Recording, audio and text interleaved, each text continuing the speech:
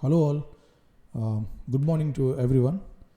We have been discussing a series of lectures on Indian economy, and today we'll discuss globalization, which is a very important topic as far as this subject is concerned. And in this we will discuss the meaning of globalization and how the world economy has been affected by the globalization, the advantages and disadvantages of globalization, and globalization in India. So these are our topics to discuss under this chapter. Okay, right. So let me define the meaning of globalization.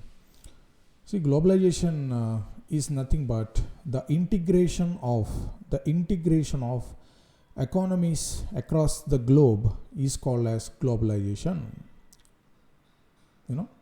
As simple as that. So what is the meaning of economy here? The study of production activities in a particular area, in a well-defined geographical area, is called as a economy. So the study of production activities or the production activities is called economy. So integration of economies across the globe means integration of all the production activities across the globe. Simple. That is called globalization. Then how is it possible? How globalization is made possible? That is the next question.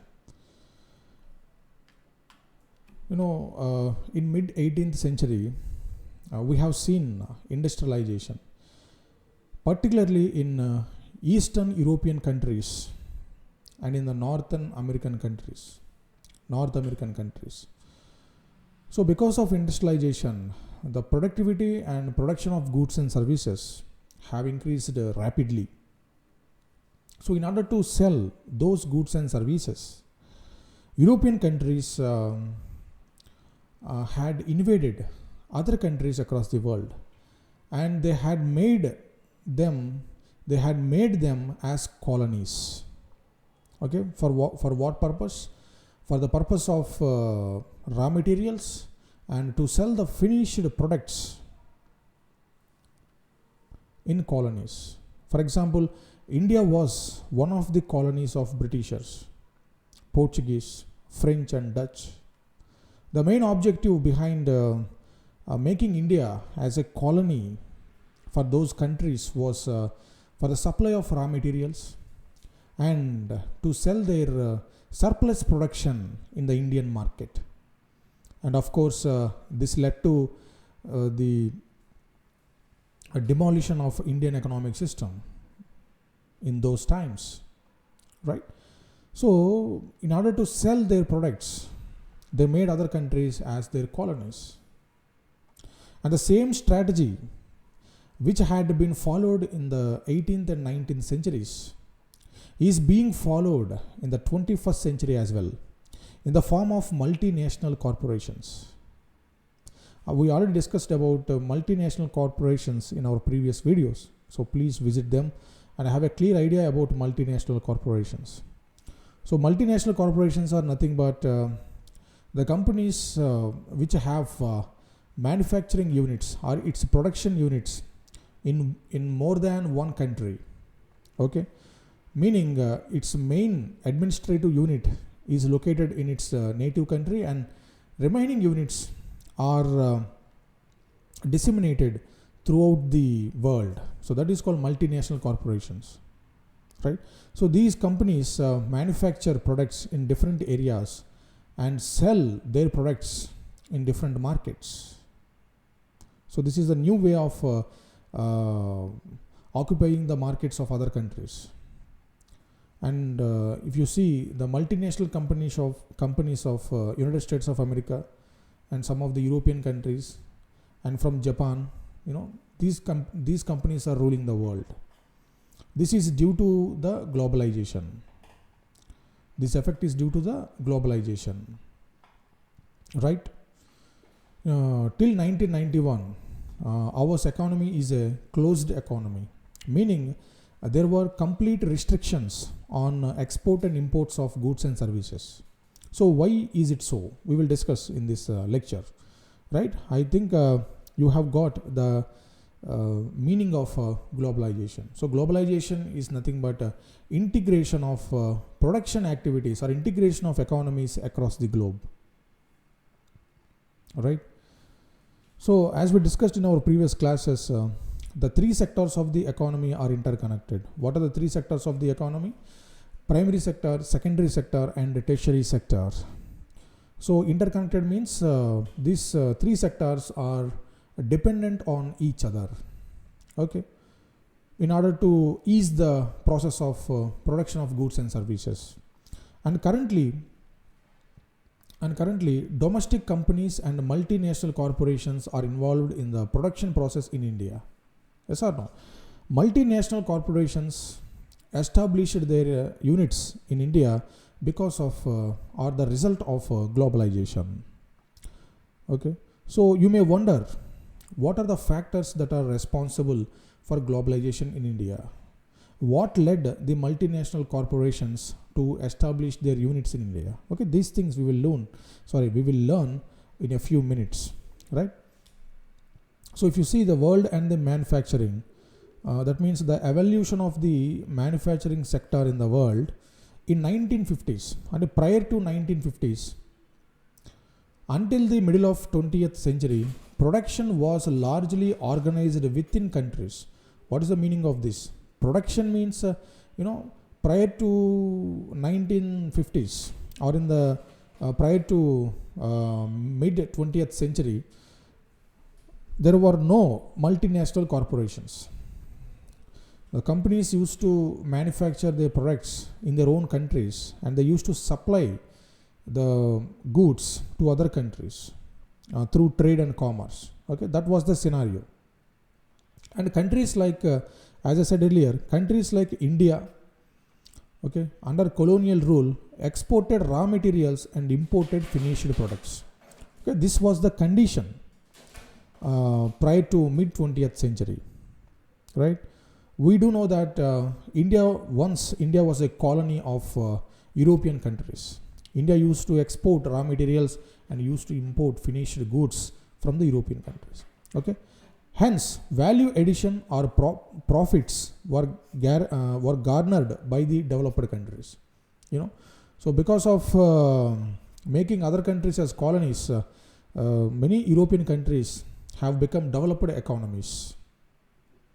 Okay, in the sense they looted the wealth of entire world.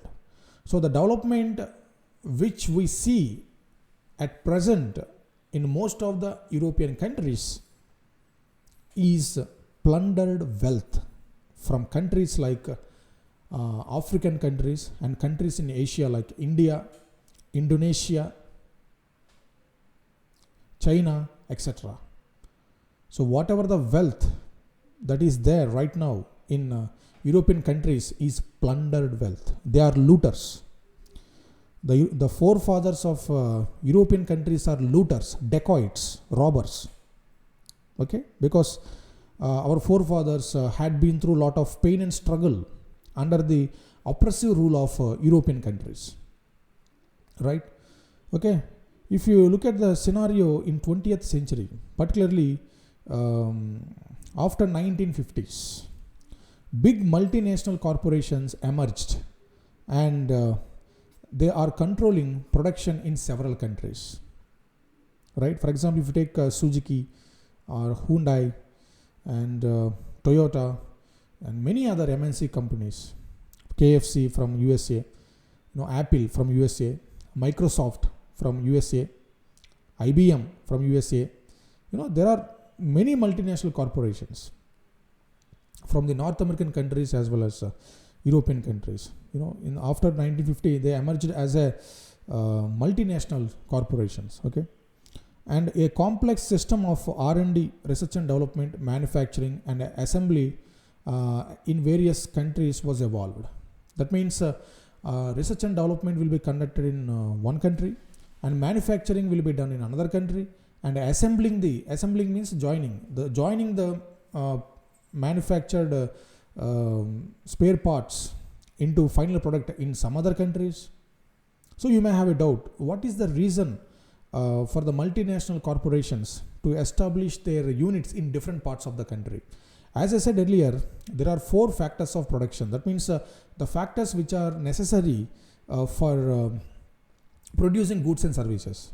And here the truth is no country is self-sufficient in all these 4 factors of production.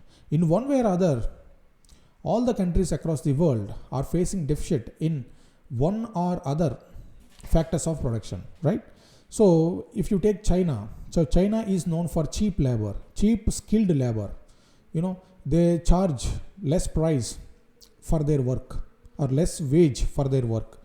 So in order to encash that situation, MNCs establish their manufacturing units in China, so that they can produce the goods at lower prices. That is the main reason for establishing manufacturing units in China. And this is the scenario in many other countries as well. If you take R&D, research and development, the multinational corporations of USA have their R&D centers in USA because USA is known for skilled labor. Skilled professionals are there in USA.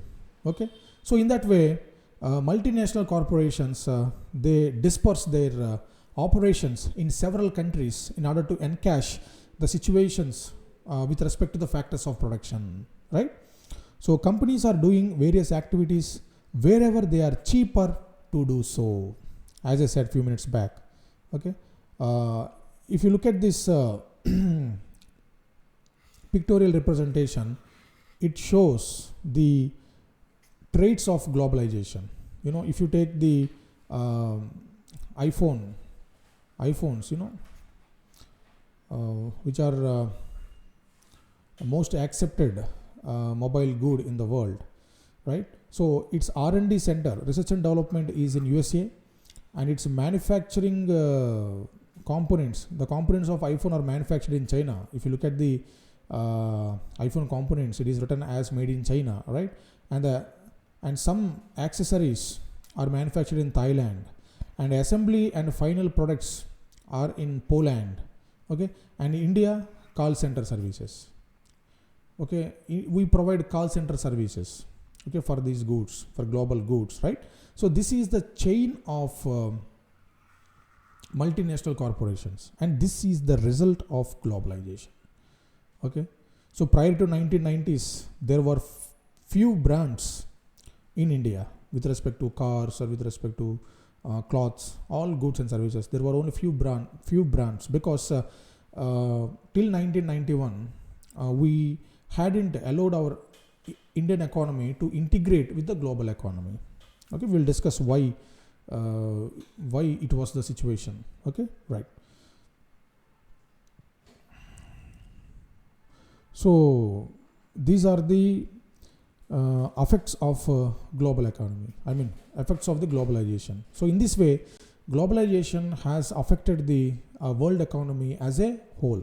In simple words, globalization led to integration of economies across the world. So as a result, one country is able to sell their goods and services in another country, and also it is able to import the goods and services from other countries. This has been made possible because of globalization. So in the next video, we'll discuss the conditions favorable for multinational corporations and the factors which aided the globalization. Thank you.